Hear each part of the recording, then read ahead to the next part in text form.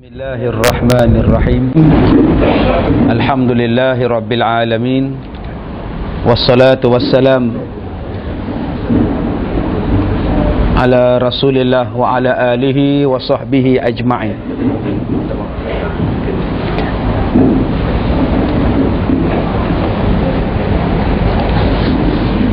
Qala Allah Ta'ala fi kitabihil karim. A'udzu billahi minasy syaithanir rajim. يا أيها الذين آمنوا لا تبطلوا صدقاتكم بالمن والأذى. صدق الله العظيم. Terima kasih saudara pengurusi yang saya hormati, tuan-tuan imam dan barisan lembaga masjid, wakil daripada syarikat Nordin Group, tuan-tuan dan puan-puan, pimpinan-pimpinan masyarakat muslimin dan muslimat, mudah-mudahan dirahmati oleh Allah Subhanahu wa taala.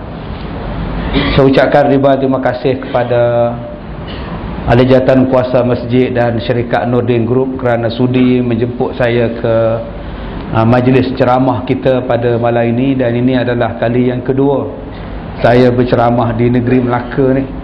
Ya, kali pertama malam tadi di Jasin. Ini kali yang kedua. Mungkin yang terakhir kot. Ya. Tahun depan dah pencen. Jadi tuan-tuan yang dirahmati Allah, mudah-mudahan kehadiran kita pada malam ini mendapat berkat, keampunan, rahmat, kasih sayang daripada Allah Subhanahu wa taala.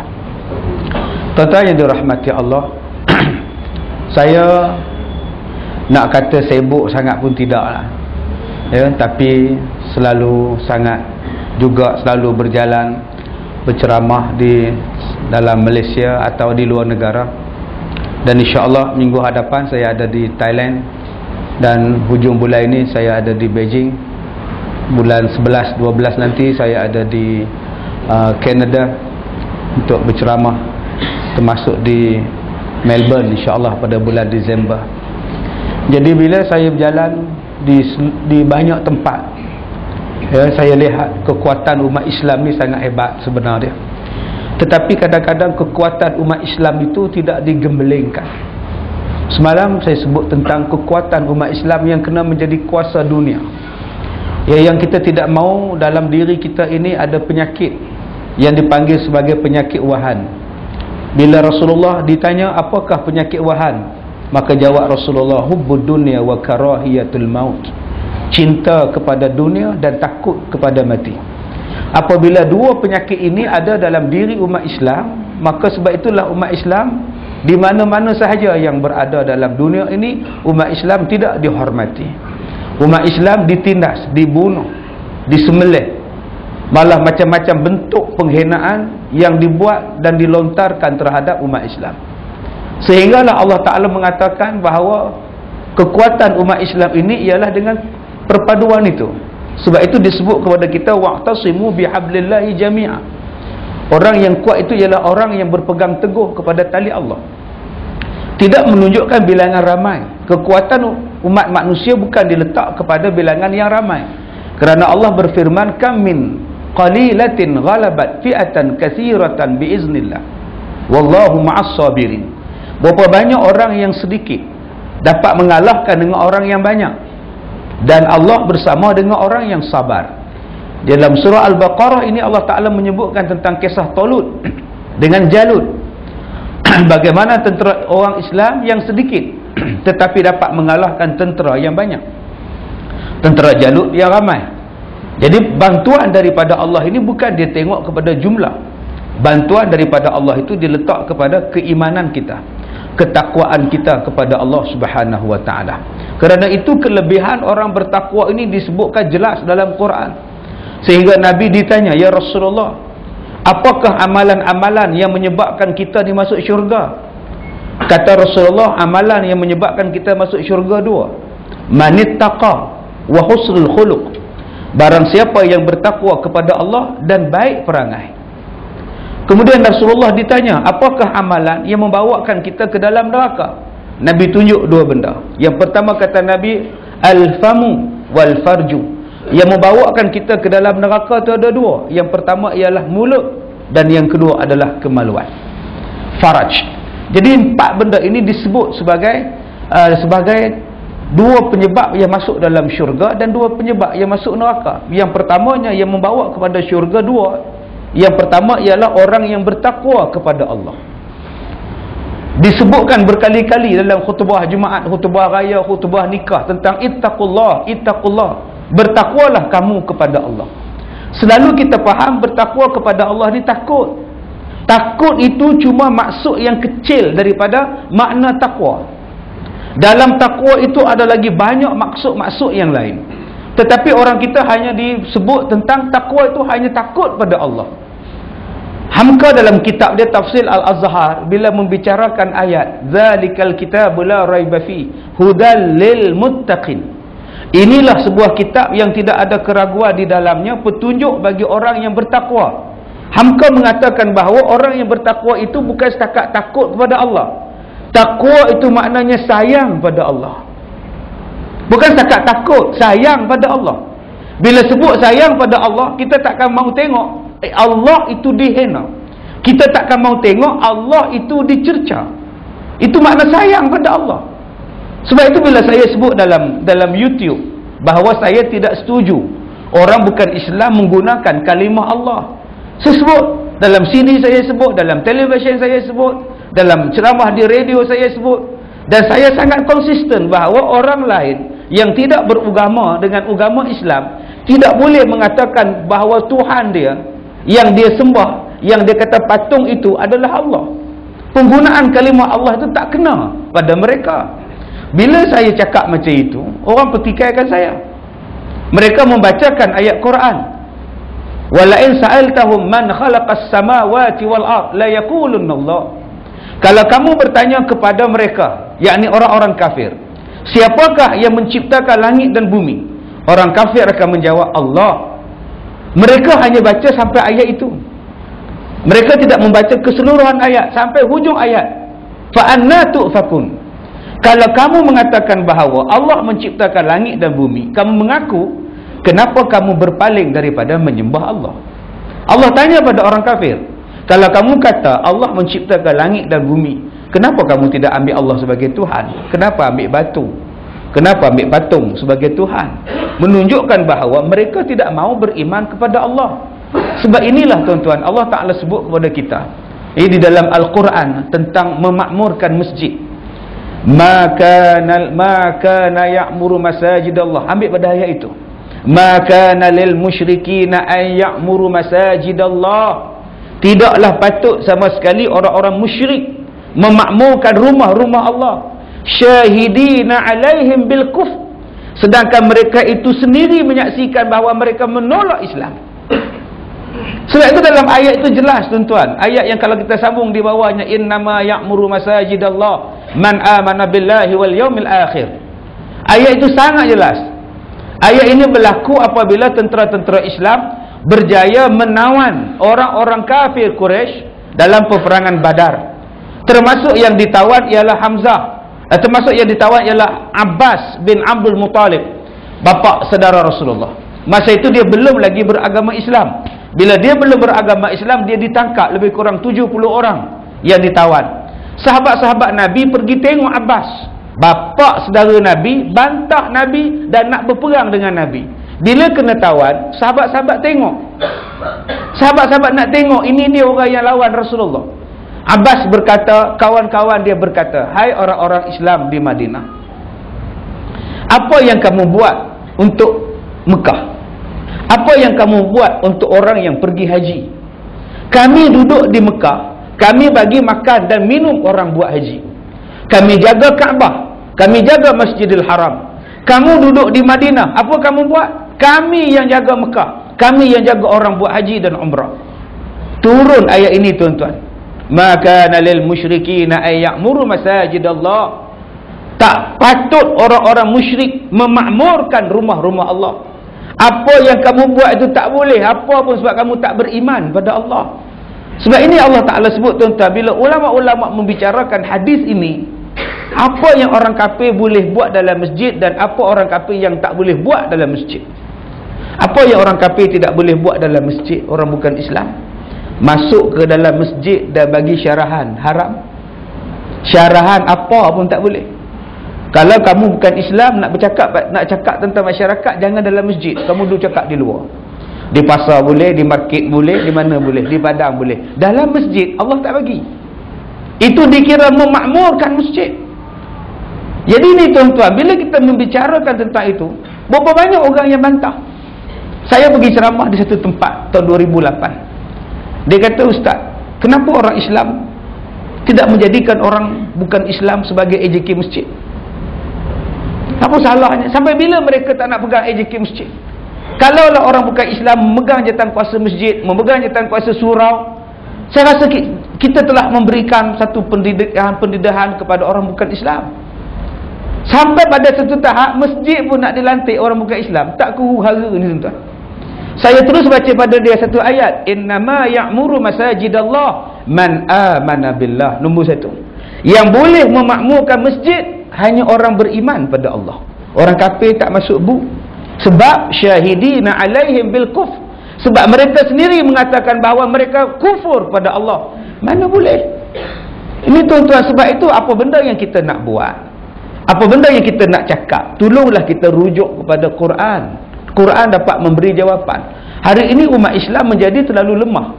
Apa sebab nak menjaga hati orang yang bukan Islam, tidak mau menjaga Allah Subhanahu wa taala.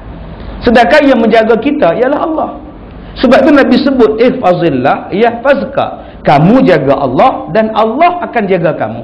Yang lain jangan fikirkan. Bila kita menjaga peraturan Allah, bila kita menjaga hukum hakam Allah, yang lain jangan fikir. Allah akan jaga kita.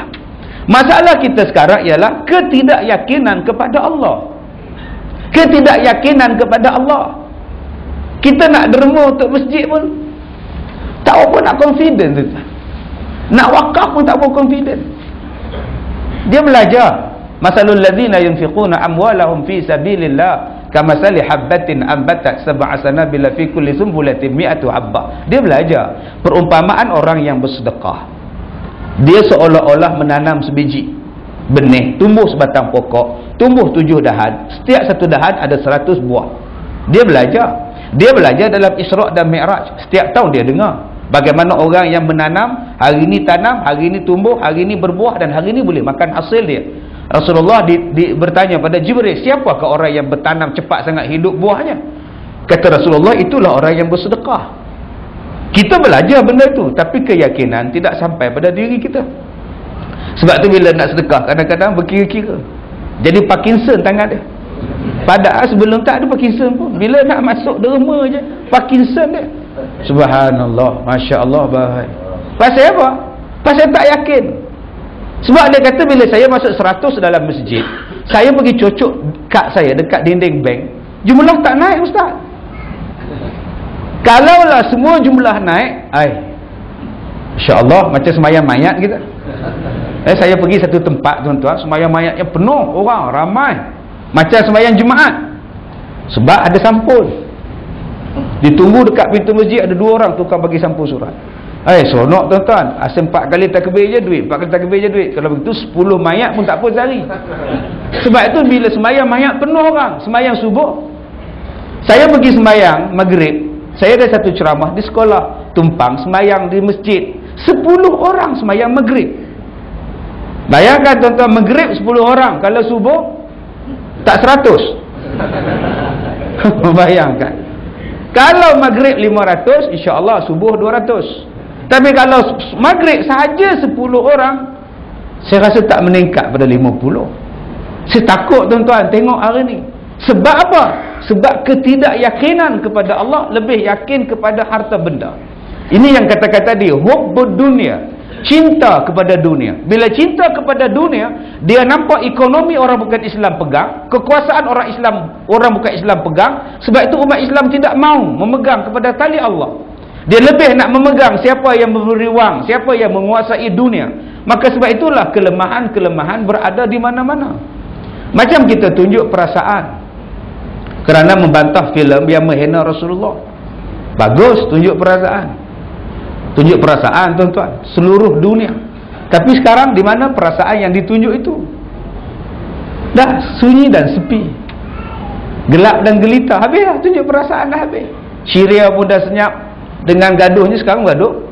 Libya pun dah diam, Yaman pun dah diam, Mesir pun dah tak tunjuk perasaan lagi dah, Malaysia pun tak tunjuk perasaan lagi dah.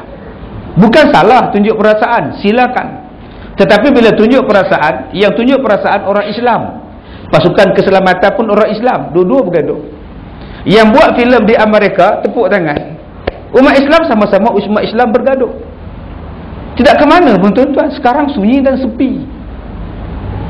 Kenapa umat Islam tidak menggunakan kekuatan umat Islam yang ada sekarang? Kekuatan kita apa? Kekuatan ekonomi. Umat Islam siapa cakap tidak ada duit? Yang pergi haji sekarang membelanjakan tuan-tuan di jemaah haji sekarang ni, membelanjakan setiap tahun 60 bilion. 60 bilion saja tuan-tuan. Bayangkan 60 bilion buat haji seluruh dunia untuk tempoh 40 hari. 60 bilion perbelanjaan, beli korma, beli jubah, beli tasbih. Kaya tu tuan-tuan. 60 bilion. 60 bilion kita boleh buat universiti berapa buat.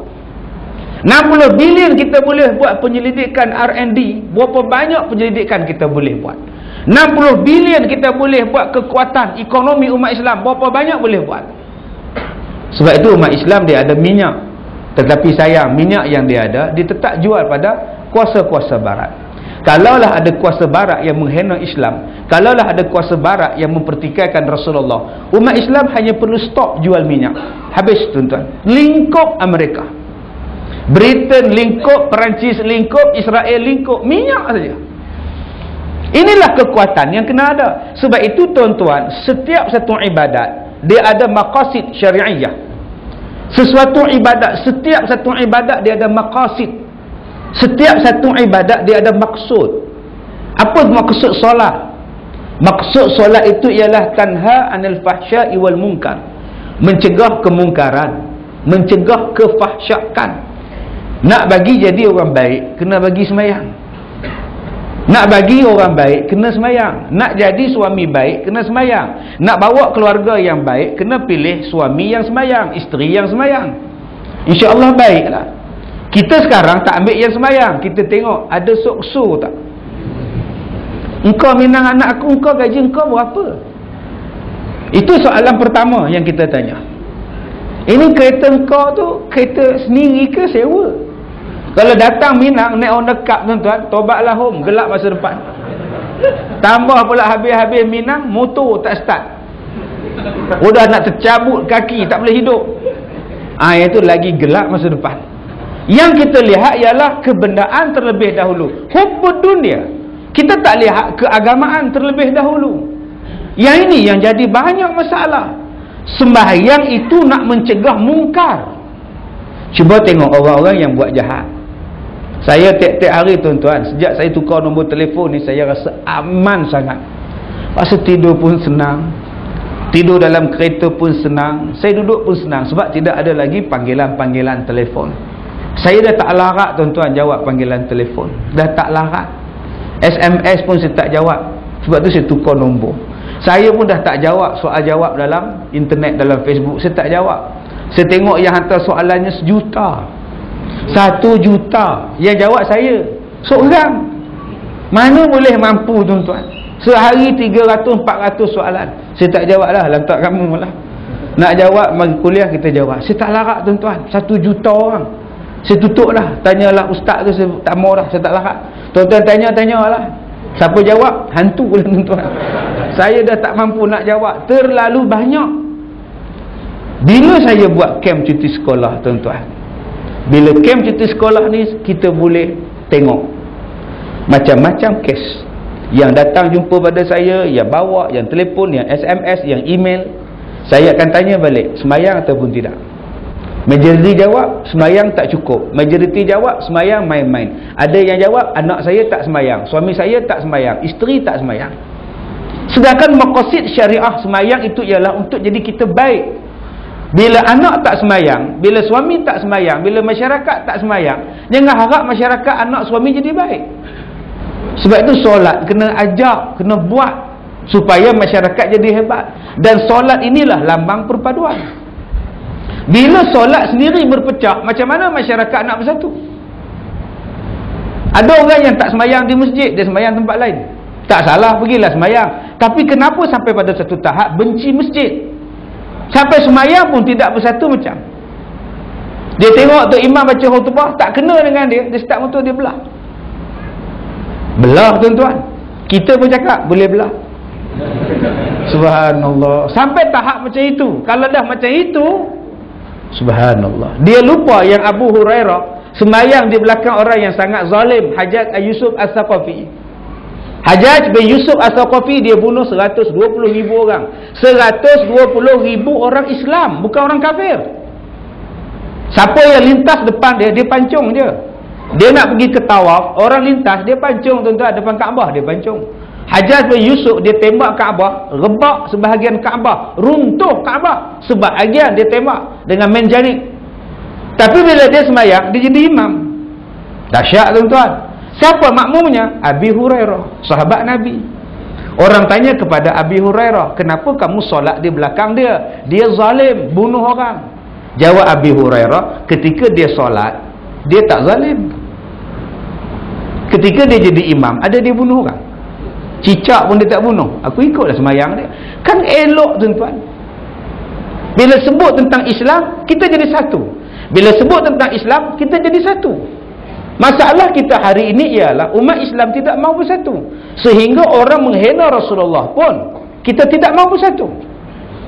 Ada orang Islam yang mengatakan bahawa, ada orang bukan Islam mengatakan bahawa tunjuk perasaan, mempertikaikan orang yang menghina Rasulullah, mempertahankan Rasulullah adalah membuang masa dan tenaga. Dia lupa umat Islam demi Rasulullah membuang nyawa pun umat Islam sanggup. Ini jangan main-main dengan umat Islam. Tapi ada umat Islam yang menjawab bila kita marah orang ni. Dia jawab bahawa itu hak dia untuk mengatakan, itu hak peribadi dia untuk menghina atau mengatakan sesuatu. Umat Islam pada satu tahap dah hilang sensitifnya tuan-tuan. Wala yaqzifanallahu fi qulubikumul wahna. Inilah yang Allah, yang Rasulullah sebut. Telah dicampak perasaan gerun orang bukan Islam daripada hati umat Islam, dan umat Islam sendiri pun sudah ada penyakit ini, hubbud dunya, cinta pada dunia. Ni kalau aku marah dia, kalau aku bantah dia, apa akan jadi pada aku? Perjuangan aku macam mana? Maka akhirnya umat Islam diam demi nak menjaga kepentingan, cita-cita dan sebagainya. Tidak meletakkan cita-cita Islam, mempertahankan Islam itu berada pada tahapnya.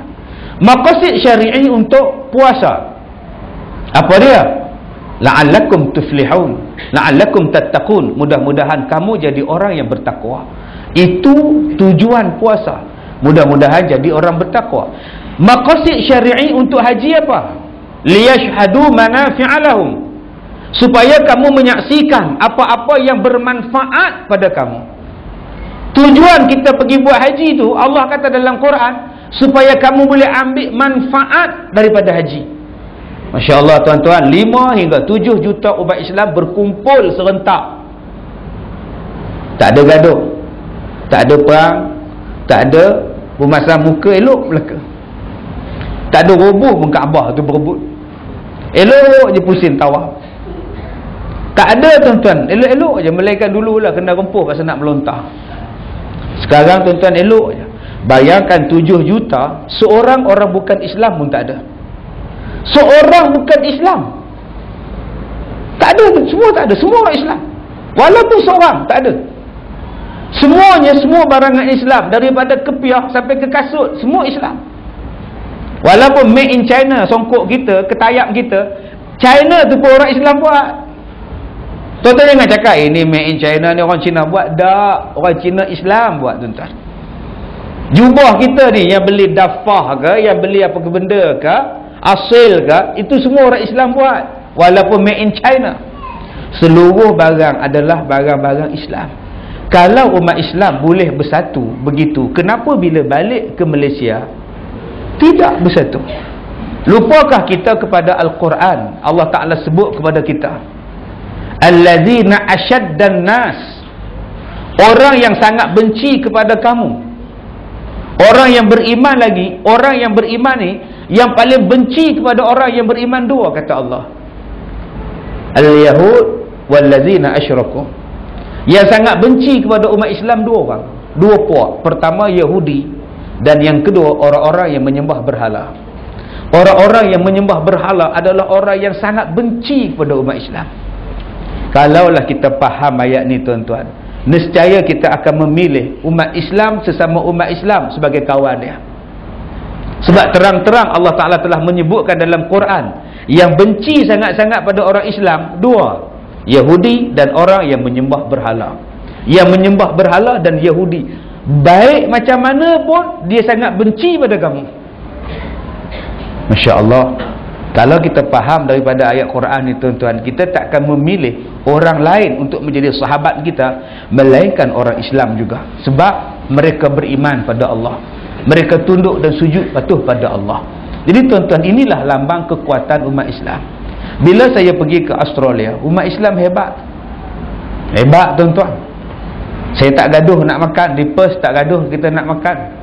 Berlambak restoran Islam yang sediakan makanan Islam banyak, yang sembelih ayam, yang sembelih lembu mengikut syariat orang Islam kita. Rupa-rupanya tuan-tuan, umat Islam ni bila dah terdesak baru nak bersatu rupa dia. Saya pergi ke Singapura, orang Singapura hebat-hebat tuan-tuan orang kita. Nak buat ceramah ni dalam masjid macam ni tak boleh buat, kena buat dekat stadium baru muat. Kalau buat ceramah dalam masjid macam ni tak muat tuan-tuan, kena buat di stadium.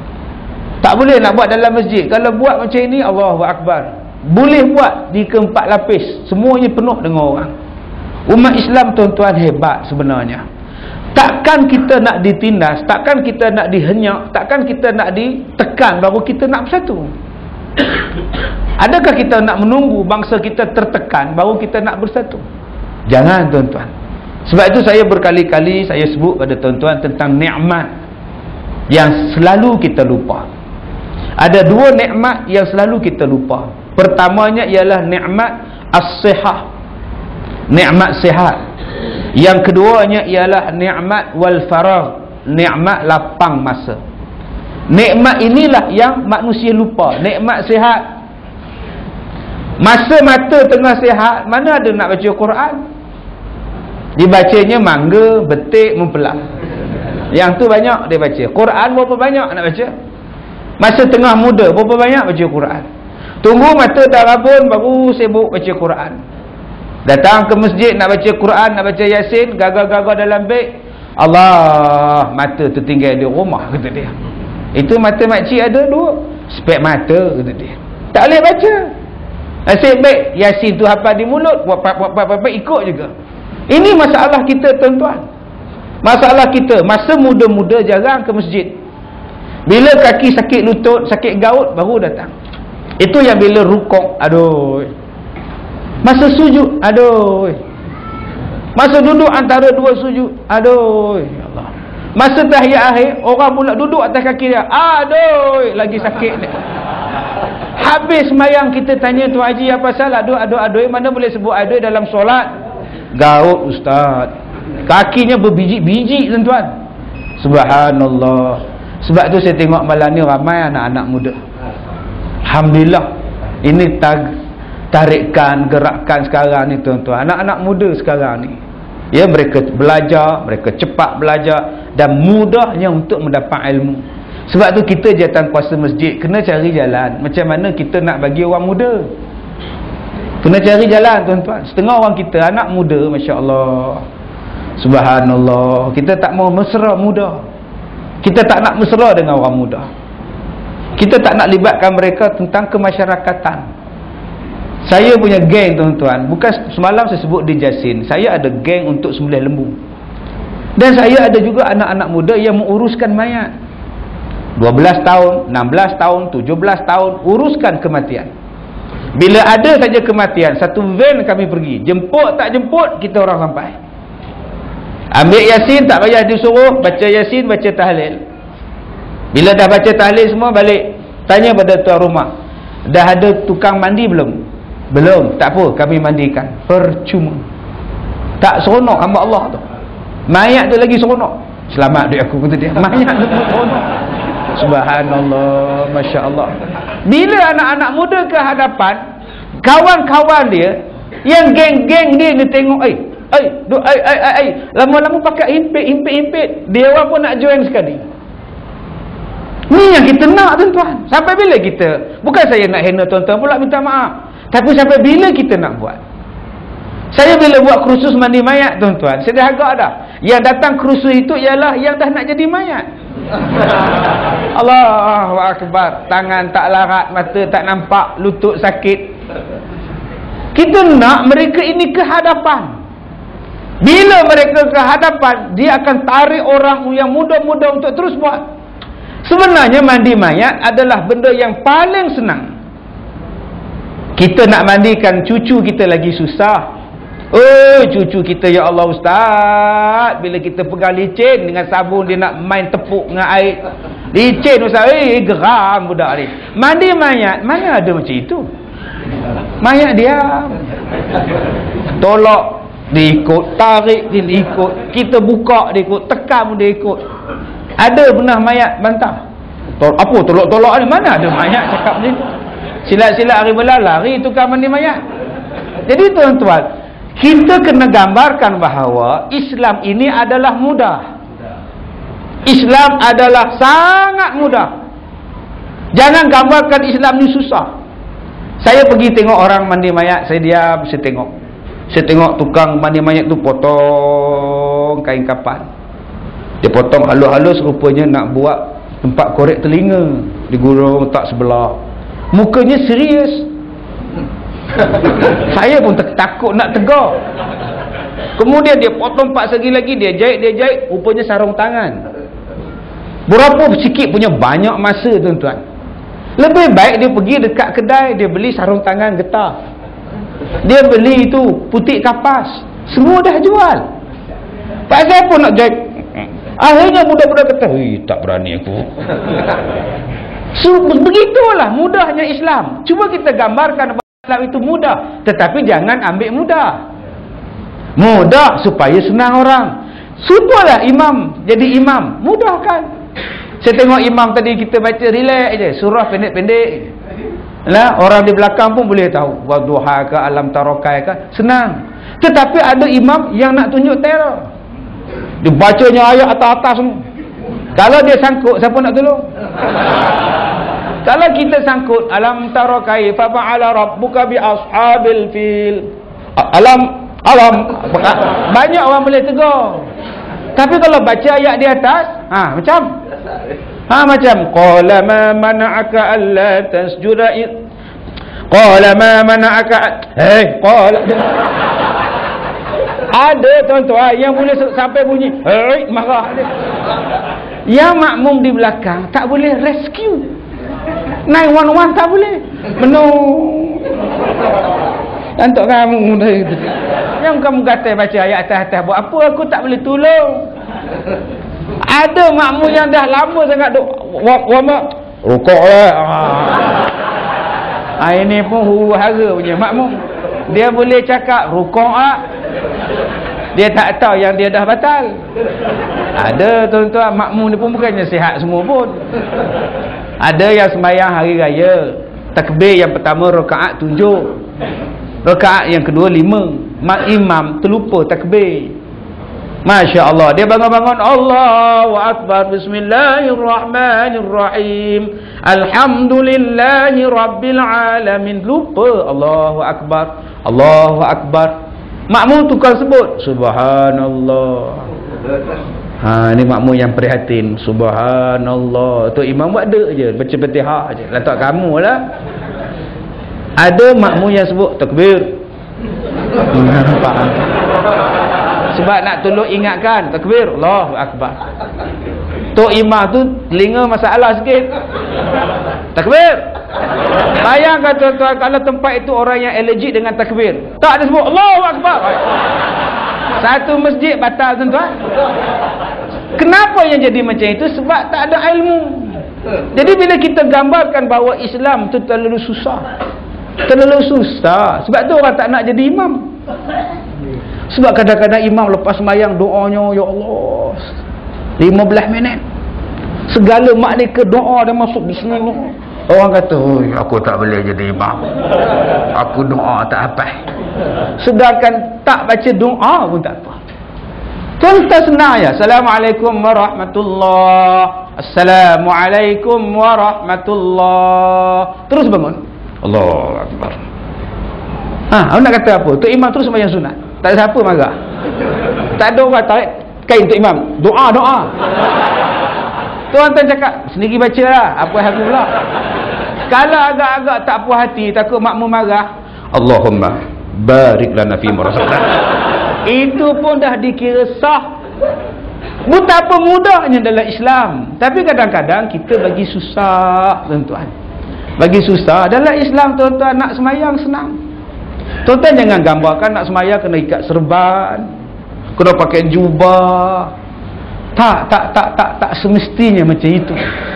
Islam cukup mudah. Tuan-tuan nak pakai songkok hitam, pakailah.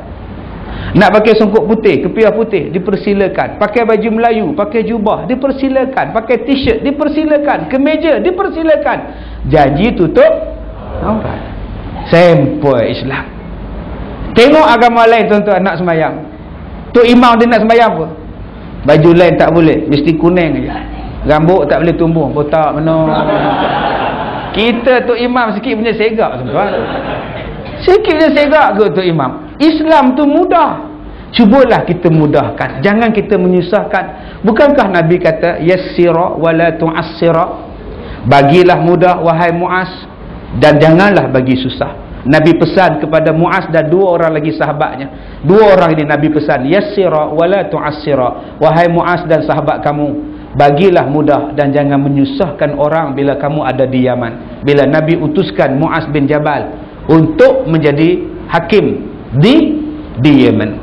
Masa itu umurnya baru 18 tahun, tuan-tuan. Bayangkan 18 tahun jadi hakim, jadi governor. Zaid bin Harisah, Usamah bin Zaid menjadi panglima 18 tahun. Masya Allah. Utusan Nabi Mus'ab bin Umair 18 tahun. Baru habis SPM, sekarang PLKN. Bayangkan budak PLKN boleh jadi orang yang mengajar Al-Quran kepada orang-orang di Madinah. Sebelum Nabi pindah ke Madinah, Nabi hantar dua orang dulu. Satu anak muda, nama dia Mus'ab bin Umair, 18 tahun. Kamu pergi ke Madinah, kamu ajar orang-orang di Madinah tentang Quran. Dan satu lagi Nabi menghantar orang buta, Abdullah ibnu Maktum. Dia ni buta, kamu pergi dengan Mus'ab, ajar orang-orang di Madinah tentang Quran. Dan orang Madinah terima, tuan-tuan. Seorang buta, seorang lagi budak muda. Orang Madinah tak kata, mata pun tak nampak, sibuk ngajar orang. Dia tak kata, baru 18 tahun SPM tak keluar result, nak ajar orang. Tidak, tuan-tuan. Dia terima sebab ni manusia yang baik. Sebab itu bila kita tengok di sini, Islam itu satu agama yang sangat menarik. Islam adalah satu agama yang sangat mudah. Jom kita mudahkan. Kita mudahkan, tuan-tuan. Kadang-kadang kita membentuk satu benda yang agak-agak orang takut nak amalkan Islam. Takut. Saya dah minggu lepas, 2 minggu lepas, ada satu orang bukan Islam masuk Islam, nama dia Lim masuk Islam. Kenapa dia masuk Islam? Dia accident. Bila accident, orang Islam, orang Melayu tolong dia, tolong betul-betul, bawa sampai ke hospital. Saya tak kenal Lim.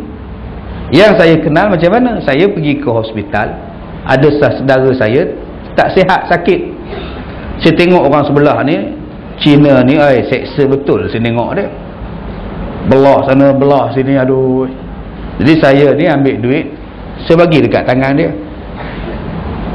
dan ini belanja, ni belanja. Habis dia keluar hospital dengan topang, dia berjalan-jalan datang ke sekolah saya mau Islam. Masa tu saya tak ada. Kerana kau ustaz, ada satu Cina ni datang nak masuk Islam. Masya Allah. Bila kita tengok rupanya Lim yang saya jumpa dekat hospital, saya tak kenal dia, dia pun tak kenal saya. Tapi dengan saya bagi duit pada dia, saya pegang tangan dia, ini belanja. Saya tanya dekat dia, macam mana you tertarik dengan Islam? Dia kata masa dia accident, itu orang Melayu tolong dengan hati. Hati memang tolong betul-betul tolong. Saya pun ingat, hari-hari saya ingat. Itu pula ustaz datang kasih saya pula duit, lagi saya ingat. Astaghfirullahalazim. Nampak tuan-tuan? Sekarang ada di sekolah saya. Minggu lepas dia datang jumpa saya.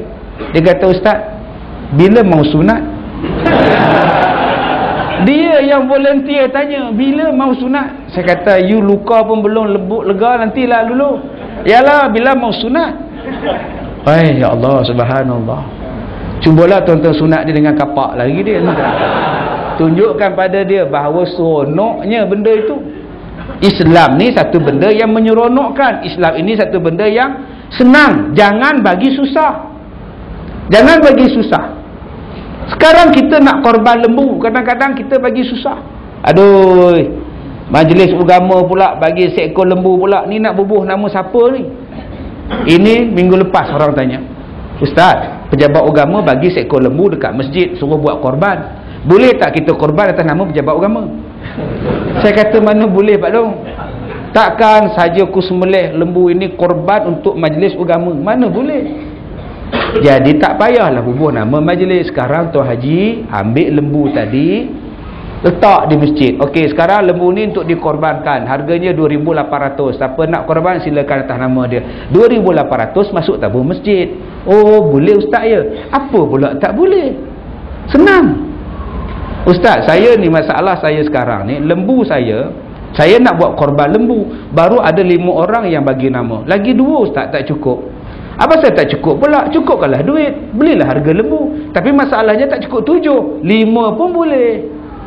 Oh, dia orang kata mesti 7. Tak. 2 orang pun boleh 1 ekor. Seorang pun boleh 1 ekor. Kan senang? Seorang pun boleh. Oh, kita orang kata 7. Tak ada lah.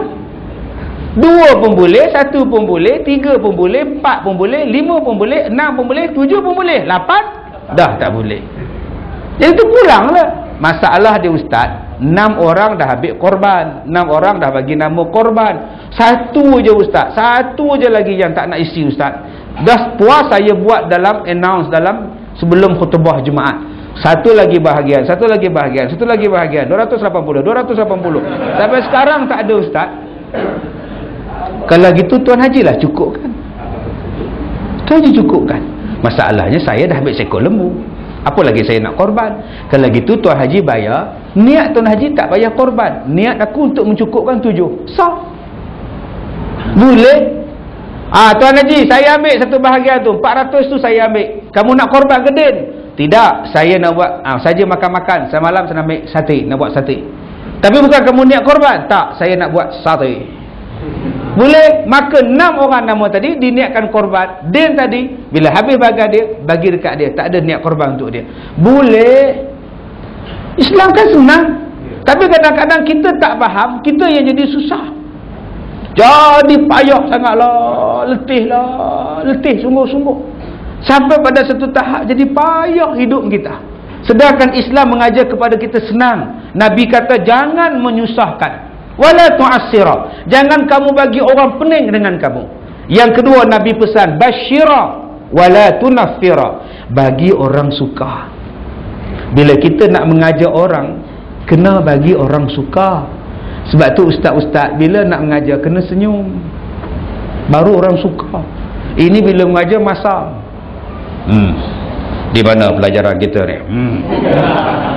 Dengan tu imam berlari tuan-tuan. Garang gila ustaz ni. Cubalah bagi orang suka, bagi orang seronok. Begitu je datang puasa masjid, kena bagi orang seronok untuk datang. Bagi orang seronok untuk datang masjid, penuhlah masjid. Apa cara nak bagi orang seronok? Kan 4 benda Nabi kata. Yang pertama wa at'imut ta'am. Bagi orang makan. Mesti orang suka. Malam ni ada ceramah Ustaz Kazim? Ada makan? Ada. InsyaAllah sampai. Tapi kalau tak ada makan, berat sikit lah. Ada hal sikit. Tuan-tuan, kita ada duit. Kenapa kita tak sedekah? Saya mengajar di Parit Perak. Setiap Jumaat bawa makanan. Lebih dolah ikan goreng, Haji Din rendang tok, Makcik Pi'ah gulai tempoyak, Haji Mat asam pedas. Masing-masing bawa. Seronok tuan-tuan di Parit. Bila dah 500, 300 orang bawa makanan, bayangkan jadi pesta makanan. Makcik nak bawa nasi 3 tapawai siang dia bawa. Haji Dolah dia bawa petai. Satu masjid busuk. Subhanallah. Haji Nordin dia bawa mangkuk tingkat kosong. Senang dia tapau awak balik. Ini saya sebut di mana? Di Masjid Padang Kangar, Parit, Perak. Orang Parit sebut Padang Kangar, orang kita sebut Padang Kangar nama dia. Seronok tuan-tuan. Saya memang saya mengajar. Saya duduk situ bukan saya nak makan, saya bukan makan malam, saya kata dah. Saya nak tengok macam mana lauk badan orang makan-makan, budak-budak ramai, orang tua ramai. Itu yang kita nak, sikit-sikit tapi bawa semua. Mimma razaqnahum yunfiqun. Sikit-sikit kita bawa, lama-lama jadi banyak. Jangan kita duk harap pengurusi aja, tak botak kepala dia. Pengurusi sponsor lah kenduri malam ni. Botak tuan-tuan. Ya, tembus bocor poket kita. Tapi kalau masing-masing bawa, alhamdulillah. Yang kedua, bagaimana nak menarik hati orang? Nak menarik hati orang ialah afsyus salam, sebarkan salam. Kita pendakwa, kita orang masjid, kita pengaji, kita orang ikut kuliah, jangan sombong dengan salam. Dengan siapa-siapa pun kita bagi salam. Saya duduk di hotel tadi, yang naik lift dengan saya semua saya bagi salam. Akhirnya kita dah ada kawan. Ini rasa macam mana tengok lah. Ustaz Kazim kan? Ya. Ustaz malam ni kuliah di mana? Masjid Tanjung Keling. Lepas makan ke Isyak pukul 8. Saya rasa ada datang. Cubalah saya tak salam dengan dia. Buat serius dia. Ini siapa? Pelanduk dosa rupa ke? Tapi kita bagi salam. Assalamualaikum. Akhirnya kita ramai kawan. Saya kata dah pada tuan-tuan, saya rajin bagi salam. Kegemaran saya ialah berjalan. Sebab tu saya akan parking jauh-jauh. Tuan-tuan janganlah tunggu saya depan masjid. Tobat lahum saya tak berhenti. Tak payah bagi dekat saya parking dalam masjid. Saya akan parking jauh-jauh. Sebab saya nak berjalan. Berjalan tu menyihatkan saya. Fasiru fil ard. Saya suka berjalan. Kalau tuan-tuan bagi parking, reserve parking pun saya takkan masuk. Saya akan parking jauh-jauh. Kemudian saya berjalan. Sebab kegemaran saya macam itu. Saya setiru orang Jepun suka berjalan. Kita pula tak nak berjalan. Bawa motor ke masjid kalau boleh. Motor tu parking sebelah tu imam. Punya malah hanya berjalan. Hunsin dia kata. Tuan-tuan, jalan sihat. Saya kalau pergi ziarah orang ke hospital tingkat 8 pun saya naik tangga. Sebab kegemaran saya naik tangga, turun tangga. Tadi saya duduk di hotel pun turun tangga, naik tangga tuan-tuan. Tingkat 5 tak apalah naik tangga. Exercise. Sebab tak ada masa lain untuk exercise. Dalam kita naik tangga, kita ramai kenal orang. Pergi ke hospital tingkat 8, tingkat 1 jumpa doktor. Doktor kawan saya. Alhamdulillah. Ustaz ke mana? Tingkat 8. Tinggi ustaz, exercise. Bagus ustaz. Tingkat 2 jumpa dengan orang sakit. Ustaz, nak ke mana? Tingkat 8. Nak ziarah siapa? Ada mak saudara. Tak tunggu siapa? Suami ustaz. Suami dah koma. Boleh tak ustaz buat air penawar? Boleh. Saya duduk sekejap baca air penawar. Dah kak, nanti akak sapulah muka dia, mudah-mudahan dia sedar pada komanya. Dah dapat kawan. Naik tingkat 3 jumpa nurse. Lagi kawan. Kalau jumpa doktor kita serius. Assalamualaikum. Jumpa nurse. Assalamualaikum. Dan lain sikit. Jadi tuan-tuan, bila kita dah banyak kawan kan itu boleh mengajar orang. Kalaulah Tok Imam datang ke masjid, dia bagi salam satu kampung. Assalamualaikum. Dia singgah minum kopi pukul 6.30, dia singgah minum. Minum. Sekarang dah maghrib, jom kita ke masjid. Sekurang-kurangnya dia boleh buat. Yang ketiganya ialah wasilul arham. Bagaimana nak menarik orang datang ke masjid? Bagaimana nak menarik orang untuk bersatu? Sambung silaturahim. Macam mana yang sambung silaturahim? Bagi salam pada orang yang tak nak bagi salam. Tegur pada orang yang tidak mau tegur. Hadiah pada orang yang tidak mau hadiah. Ziarah pada orang yang tidak mau ziarah. Kita buat macam itu tuan-tuan. Bila kita buat, orang lain mati kutu. Jangan kita cakap, dia kenduri dia tak jemput aku. Apa salah aku kenduri nak jemput dia? Silap. Kita jemput dia kalau boleh kad yang pertama sekali. Tuan Haji, saya nak jemput Tuan Haji kenduri rumah saya minggu hadapan. Jemputlah datang. InsyaAllah insyaAllah. Dia pun tunjuk dekat isteri dia, mamak depan tu jemput kita kenduri lah. Itulah awak, kenduri kita awak tak jemput, kenduri dia jemput kita. Bikin malu lah awak ni. Abang bukan tak nak jemput dia, tengoklah bendera dia apa. Inilah masalah dia. Ada ke nak jemput kenduri pun kira bendera. Aduh, sakit jiwa betul lah tuan-tuan. Tak bayar. Yang herannya kenduri tak nak jemput sebab bendera lain. Tetapi herannya bila mengundi minta pula undi dia. Tak payahlah minta undi dia, kan dia kan bendera lain. Tak payahlah kempen untuk ahli je. Kenapa bila nak kempen ngajak orang marilah, tapi kenduri tak jemput, bendera lain. Mati tak pergi, bendera lain. Sakit tak ziarah, bendera lain. Tapi bila nak pilihan raya, undilah kita. Siapa nak undi kamu boikot banyak. Ini kaedah dia. Kalau kita nak berniaga, kena ramai kawan, baru laku kedai. Kalau kita nak berniaga, kena ramai kawan, baru laku perniagaan kita. Tapi kalau asyik bergaduh dengan orang, siapa nak beli?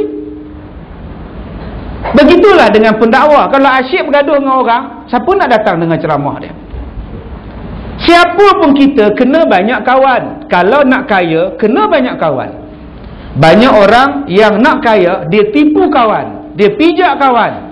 Dia lupa bila kita banyak kawan, kita akan senang jadi kaya. Ini teknik dia. Saya buat teknik ni macam ni tuan-tuan bertahun-tahun. Kerja saya ialah setiap pagi depan rumah, sebelum isteri saya, anak-anak pergi sekolah, sebelum saya hantar anak laki-laki saya pergi sekolah, saya akan duduk depan pintu pagar dan memberi salam pada setiap orang yang lalu. Kecil ke, muda ke, besar ke. Daripada dia darjah 6 sampai sekarang dia tingkatan 5. Sampai dia dah habis sekolah, sampai sekarang dia tegur saya. Sebab kita bagi salam pada dia. Bila saya hantar anak saya pergi sekolah, saya naik motosikal, pakai baju pagoda, pakai seluar, relax. Mana budak lalu, Assalamualaikum, bunyi hon, paman, seronok tuan. Akhirnya kita jadi mesra. Saya rasa kalau saya bertanding pada pilihan raya tahun depan, saya akan menang. Sebab saya mesra dengan semua orang. Kamu biru ke hijau, lantak kamu lah, tapi saya baik. Kalau ada kematian tengah malam, saya akan pergi, saya akan tunggu mayat. Orang lain balik, saya tunggu, baca Quran. Kadang-kadang bawa budak-budak, 10 orang datang, 10 orang datang, teman ustaz baca Quran. Tengok mayat ni lain macam ni. Ustaz pun kadang-kadang takut juga. Kita tunggu juga, tunggu. Tapi kadang-kadang lain macam dia ni. Kejap bergerak, kejap tak bergerak kain dia. Kain dia bukan mayat. Mungkin sebab kipas angin gamaknya. Jadi bila kita tunggu mayat, kita uruskan mayat, apa jadi pada keluarga dia? Apa jadi pada isteri dia? Apa jadi pada suami dia, anak-anak dia? Bukankah dia sudah jatuh cinta? Bukankah dia suka? Bukankah dia akan seronok? Dan orang inilah tuan-tuan yang akan datang apa jua program yang tuan-tuan buat, dan penyatuan akan wujud daripada situ. Sebab tu saya seronok di Melaka ni, tak ada boikot, bagus. Lapang hati saya 2 hari duduk di Melaka ni, seronok, sejuk hati saya tuan-tuan. Ya, dengar cerita tak ada boikot. Kita orang sini semua saudara ustaz. Kita tak ada gaduh-gaduh ustaz. Kita sini okey ustaz. Oh, alhamdulillah. Ada setengah tempat KO. Mati tak nak datang, mati kenduri tak nak datang, apa tak nak datang, sebab bendera. Aduh, salah betul. Yang keempat, Rasulullah kata, kalau 3 ni tak berkesan, ambil nombor 4. Solat malam, wasallu annasu niyamun. Sembahyang malam waktu orang lain sedang tidur. Masa itu kamu doa, sebutkan orangnya. Sebutkan orangnya, ya Allah, di kampung kami ni ya Allah ada samsing kampung dusun ya Allah. Samsing sangat ya Allah, bagi lembutkanlah hatinya ya Allah. Minta, kenapa tak minta? Kenapa kita minta ya Allah bagi mampu ya samsing kampung dusun? Kesian dekat samsing kampung dusun. Kita doa minta hidayah, ya Allah ya Tuhanku. Pak Mat Tempe bergaduh dengan Syarif Abdul ya Allah. Kau damaikanlah mereka ya Allah. Apa salahnya? Ya Allah ya Tuhan, Ismit Ulam Raja bergaduh dengan Siddiq Sigaraga ya Allah. Kita buat solat, kita semayang, minta supaya orang yang bergaduh kan berdamai. Kenapa kita semayang hajat minta orang yang kita benci rosak? Itu bukan sifat Rasulullah.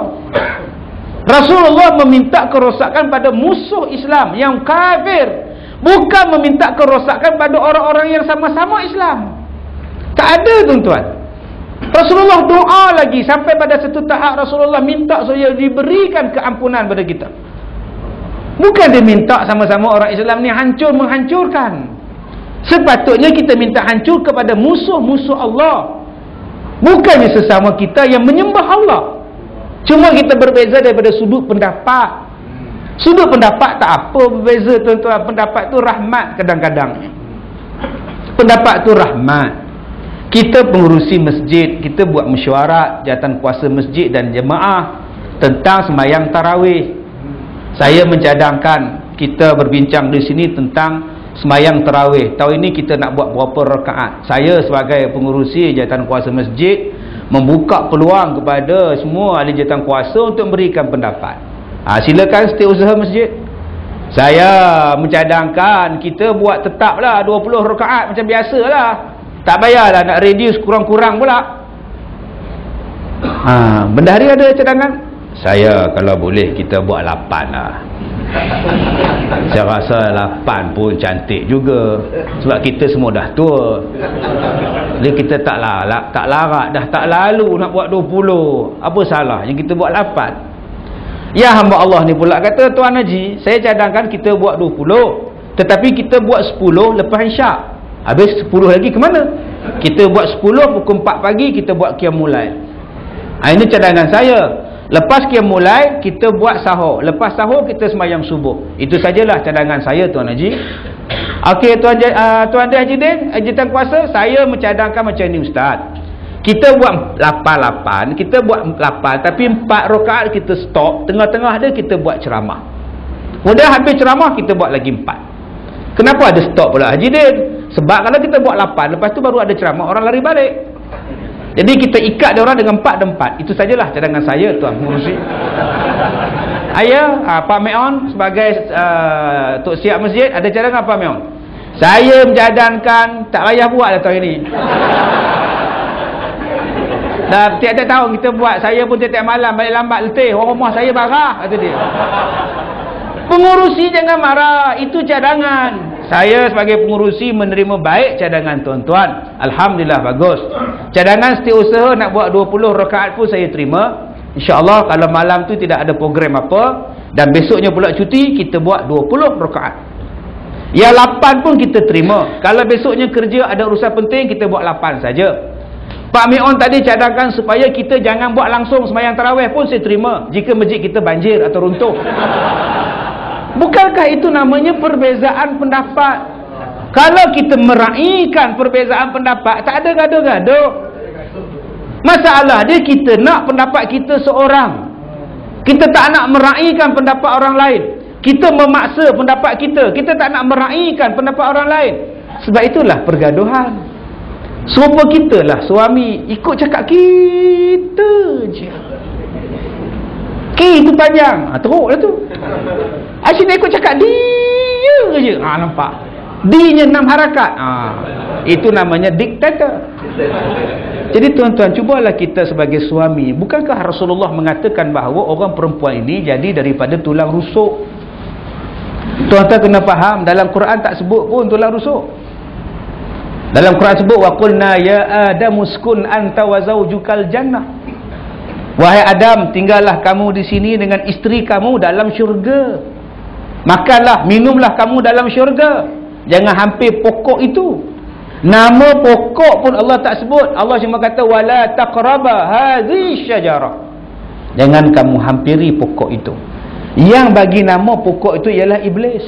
Allah tak bagi nama. Yang kata pokok khuldi itu, Allah, iblis kata, "Hei Adam, kamu makanlah buah ini. Buah ni buah mengekalkan kamu dalam syurga." Adam ni orang baru. Diikut ialah orang lama cakap. Macam saya ni orang Perak, datang ke Pantai Kelebang. Orang Pantai Kelebang kata, orang sini kena mandi dulu dalam pantai. Wibuk ke tak hujan ke kena mandi. Saya kan orang baru. Saya terjun juga, terjun tak jumpa dah. Bomba je cari, tuan-tuan. Saya cuma ikut cakap orang. Adam pun begitu. Dia orang baru dalam syurga. Bila Iblis hasut dia, dia ikut. Adam makan dulu, baru Hawa. Bukan Hawa yang goda Adam. Itu pahaman Kristian. Pahaman Kristian kata Hawa dulu. Hawa makan, abang, makanlah bang. Maka Adam pun makan. Sebab tu orang benci pada Hawa. Tidak, Hawa cuma ikut Adam. Ditokok tambah. Israeliat tokok tambah. Adam makan jadi halkum, Hawa makan jadi buah di dadanya. Mana ada tuan-tuan? Tak ada disebut. Ada yang kata Iblis masuk dalam syurga melalui mulut ular. Ular tu menguap, tak tutup mulut. Iblis duduk di sini, masuk.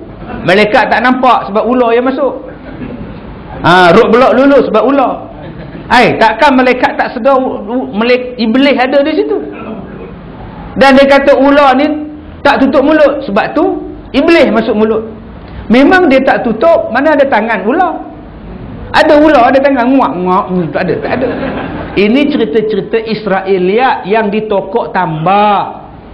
Yang sebenarnya Allah tak sebut pun Nabi Adam daripada Siti Hawa daripada tulang rusuk. Yang Nabi sebut orang perempuan ini diciptakan seumpama tulang rusuk.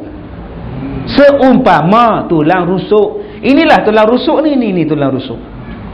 Apa maksud tulang rusuk ni? Bengkok. Kalau kamu luruskan dia patah. Kalau kamu biarkan untuk pun patah juga. Kata Rasulullah, biarkan. Kamu seronoklah dengan kebengkokan orang perempuan. Yang kedua, maksudnya apa? Kalau tak ada tangan, tak apa, tak ada masalah tuan-tuan. Potong tangan, kudung tangan, tak ada masalah. Orang boleh melukis dengan kaki. Kalau tak ada tulang jari pun tak apa. Kita boleh bawa kereta, senang tuan-tuan. Ada orang boleh letak sini tangan palsu di bawahnya. Tapi kalau tak ada tulang rusuk, macam tuan-tuan tak ada tulang angka ni, tuan-tuan nak bangun macam mana? Tak jadi, agak-agak dik. Menunjukkan bahawa kita kalau tak ada orang perempuan, entah ada tuan-tuan, tak ada isteri, tak ada mak, apa nak jadi kita? Itu maksudnya orang perempuan tu tulang rusuk kita, nak melengkapkan kehidupan kita. Tak ada orang perempuan, orang perempuan pun tulang rusuk pada laki-laki. Tak ada laki-laki, bayangkan manusia kalau tak ada tulang. Daging ada, isi ada, tulang tak ada. Macam duduk atas katil lah, gerak tak boleh apa, tak boleh, tulang tak ada. Bayangkan pula daging tak ada, isi tak ada, tinggal tulang aja. Siapa nak buat tuan-tuan? Begitulah bandingan dia. Kalau nak bagi sempurna, kena kahwin. Saling lengkap melengkapi. Isteri dan suami saling lengkap melengkapi. Isteri ada kurang, suami ada kurang. Nak bagi elok, campur. Suami setengah, isteri setengah. Kalau nak jadi satu, kahwin. Jadilah satu. Ustaz, masalah ada isteri dia 4. Maknanya dia dapat 2,5. Lagi banyak tuan-tuan. Subhanallah. Orang lelaki-lelaki tak payah marah-marah dengan isteri. Cuma layan saja bengkoknya. Tak payah nak tengking. Motosikal rosak, tak payah jerit-jerit. Oi, PA 10 ringgit. Minyak tak ada ni. Tak payah. Tuan-tuan pergi kerja jalan kaki. Isteri bagi helmet. Kenapa abang tak buat helmet? Abang nak jalan kaki je hari ni. Kenapa nak jalan kaki? Motosikal ke mana? Motosikal abang rosak. Kenapa tak repair? Duit pun tinggal 10 ringgit. Cina nak 300. Tak apalah, abang exercise je, bukan jauh pun Jasin je. Agak-agak dia tuan-tuan, takkan isteri tu nak biarkan suami. Babayah, abang pergi dulu, bawa beg berjalan. Isteri sanggup ke? Abang. Ya Allah, apa kena tak cakap? Dia ambil pada simpanan tetap dia tuan-tuan. Panas je duit dia tuan-tuan. Itulah bentuk dia. Tuan-tuan tak perlu tengking, tak perlu marah. Ni maksud yang Nabi kata tadi. Buat apa kita nak gaduh-gaduh, nak berpecah belah rumah tangga? Kalau isteri kita marah, start motor, pergi makan tu. laksa ke apa ke, mi rebus kat yah ke apa ke pergi. Tak buat ais kelapa blended ke apa, pergi beratur sekali tuan. Apa yang masalah kita yang nak gaduh-gaduh? Orang perempuan